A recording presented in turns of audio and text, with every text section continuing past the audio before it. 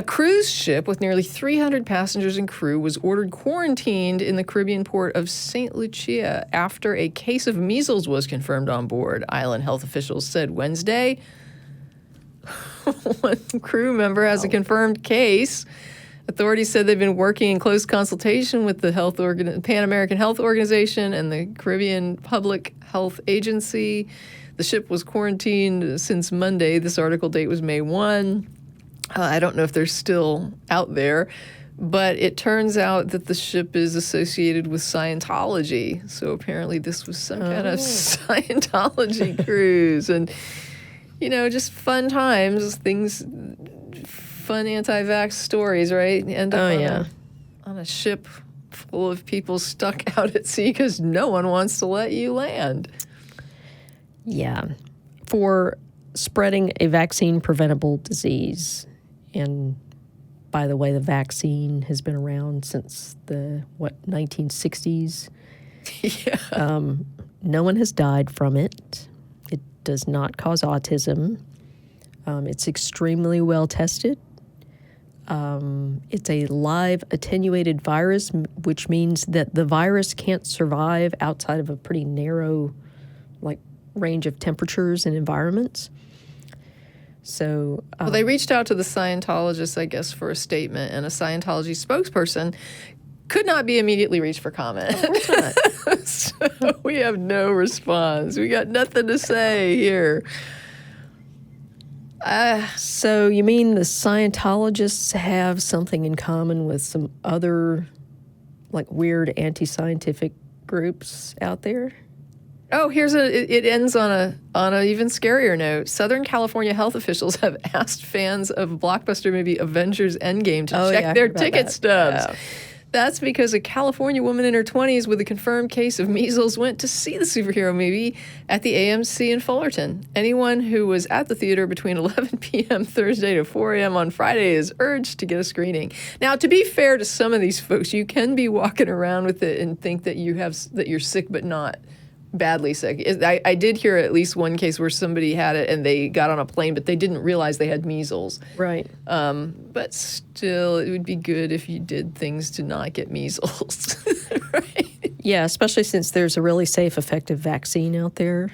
Yeah, and if somebody's at risk and can't be vaccinated and they're on the plane with you or they're in the theater with you or on that cruise with you, it could be very bad for them. So yeah, it's like, folks, people travel places with their children. Yeah. And some of those children are going to be, under 1 year old. Yeah. And they will be at risk of contracting measles. Or older people, Yeah, or if my brother, who is immune compromised because of cancer treatment, if he's on the plane with you and you're carrying measles, guess what? You could transmit measles to him even though he's been vaccinated.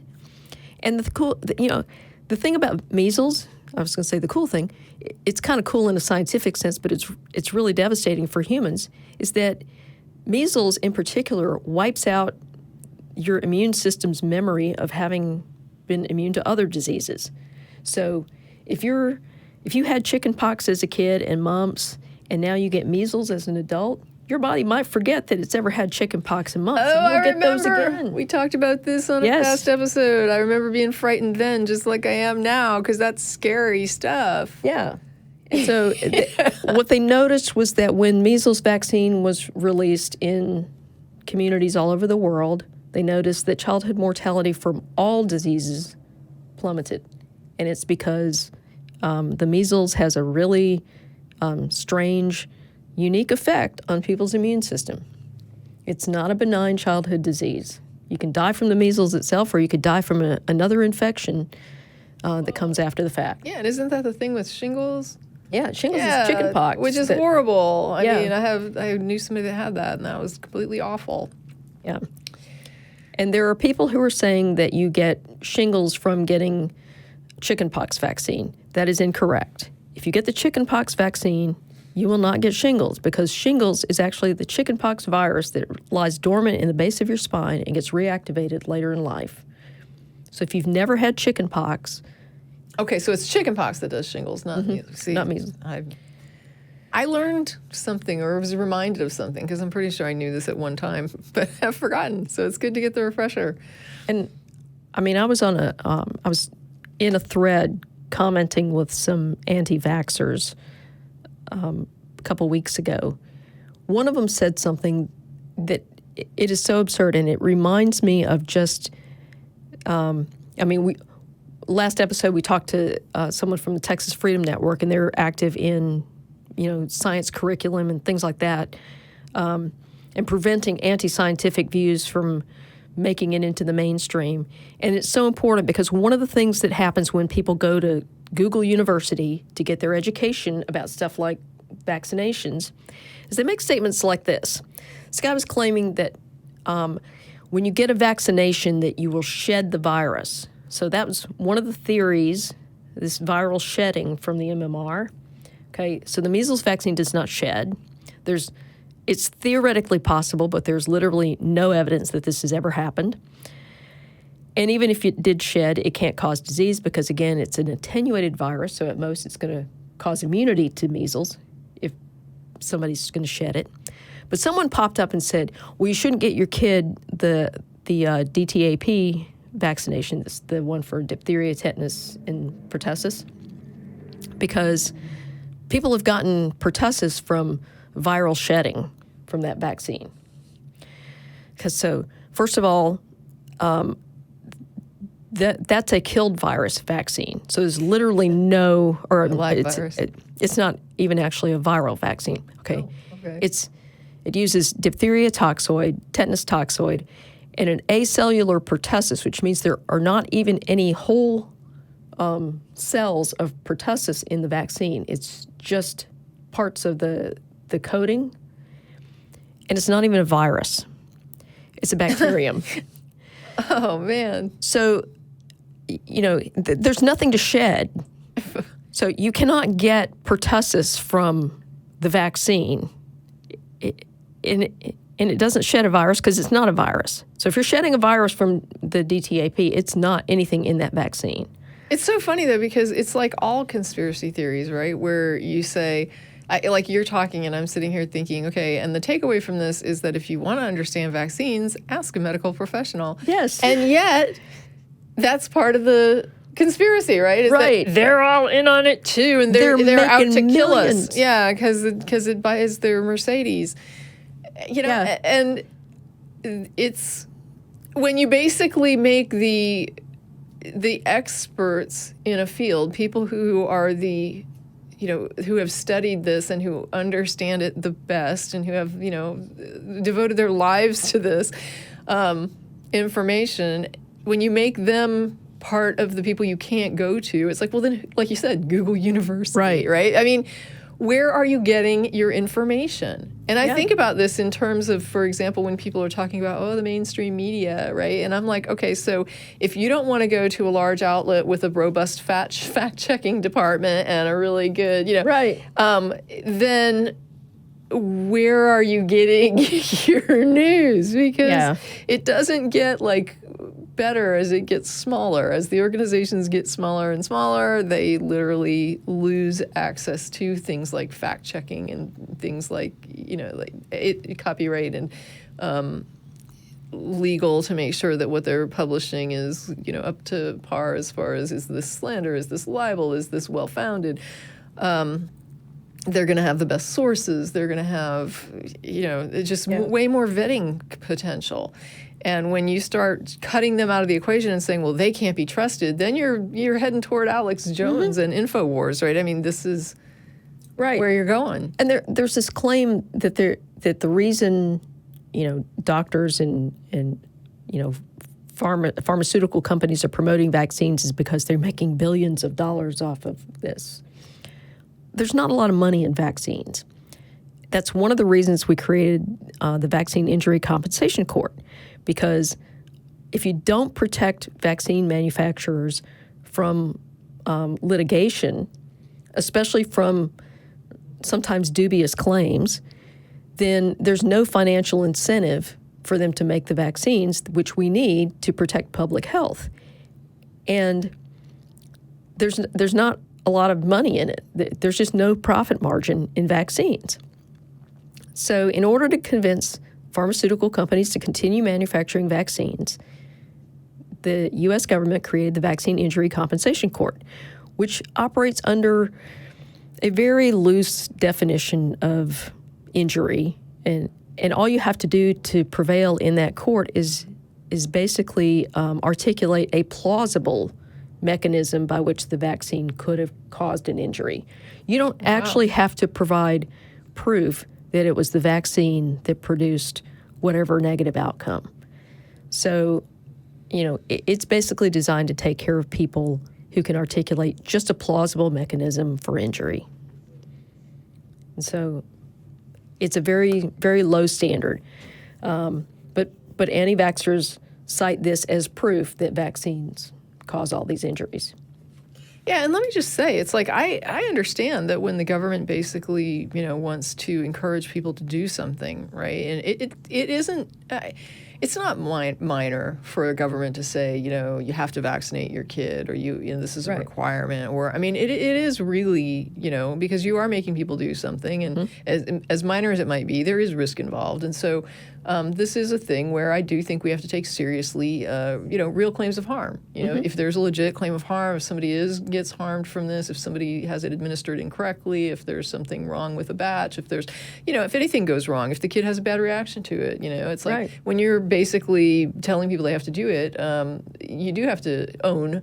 You have to take ownership of the things that go wrong, and you shouldn't be telling people to do it if there's a lot of things that go wrong with it. Right. If we're going to tell people that they have to do a thing, it should be as safe as it can be. Right. And relatively reasonably safe.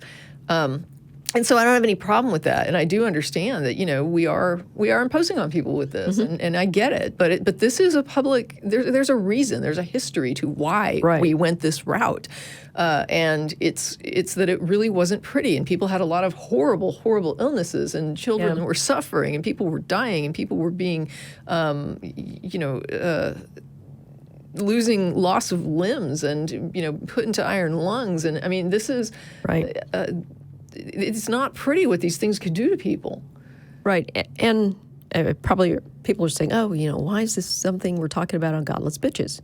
Well, there's a couple of reasons. First of all, pregnant women are in kind of a compromised immune state anyway. You have another human being that's residing in your body when you're pregnant, and so your immune system basically has to dial itself down and ignore the fact that there's a foreign body living in your body. Otherwise, the mother's immune system might start attacking the fetus, which happens sometimes in certain cases anyway.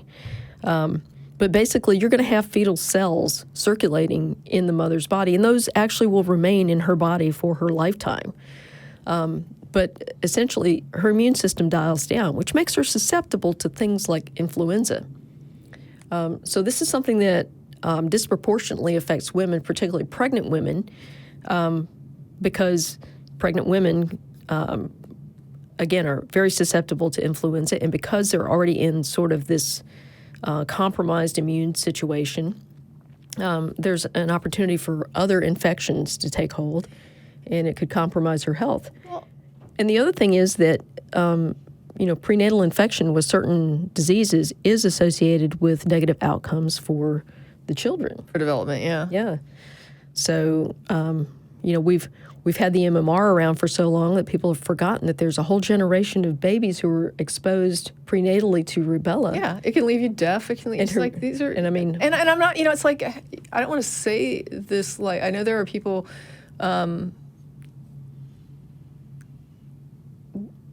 that live, I know that there are people who are deaf who are just like, hey, this is who I am, just like we were talking about the bodies earlier. But you do have a situation where somebody, was not going to be this way. They are going to be this way now. And I can understand how that can be looked at as harm caused, and I don't mean that with disrespect to people who are, who feel very comfortable with their condition of being deaf or whatever. But, there are things that would be, like you say, outcomes that some parents may not want, and they should not have to be exposed to this if it's avoidable. Right. And I want to also mention, though, that when we relaunched Godless Bitches, one of the things that I remember asking for was that we do the show with a focus on social justice through a feminist perspective. You know, I was like, well, let's not. I felt like there were so many more issues going on, especially at the time we relaunched. I was like, for example, am very fearful of where we're going in a racial direction. Like, I did not like that at all. And I just felt like I could not just keep quiet about that, and that there were so many things to talk about. And to me, the vax and the anti-vax, that is a social justice issue. It absolutely is. You know, and I feel like when there is an argument going on and and society is at risk, and we're talking about like the better interest of society, you can't separate that from social justice, right? So yes, there is this issue of bodily autonomy and bodily integrity, but there is also weighing those rights against the health and welfare of everyone else that you are interacting with. And like with this ship, it's like, I'm sorry, but no, you are not going to come off this ship and interact with other people when this is going on. And there's a reason that they quarantine, right? And you don't want because it will come and affect other people. It's not just like you can let them off the boat and it's not going to impact anybody else. And so there's a demonstrable impact on other people to this.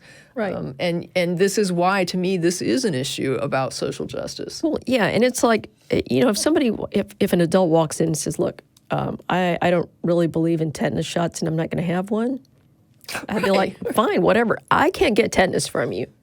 You know, I'm going to keep mine up to date because I don't want to get that. But if you don't want to get tetanus shots, that's fine. But measles is a whole nother thing because that impacts everybody around you. Yeah, and their kids, and you know, it's like, come on. But you know, this conversation also reminds me of the I guess, fury around the HPV vaccine when it first came out. And this idea that, you know, you have this vaccine against human papillomavirus, which was really one of the first anti-cancer viruses or vaccines that we had.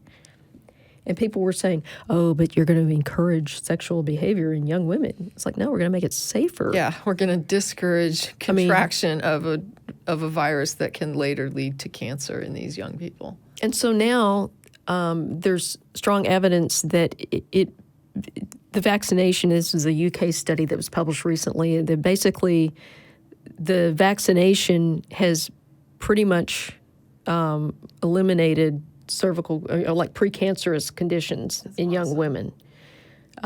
It's been phenomenally effective. And that's actually with a less than optimal vaccination rate.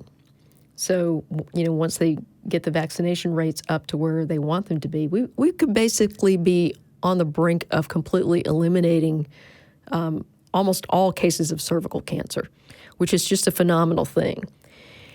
And it has benefits for boys, too. Right. You know, because boys also get human papillomavirus.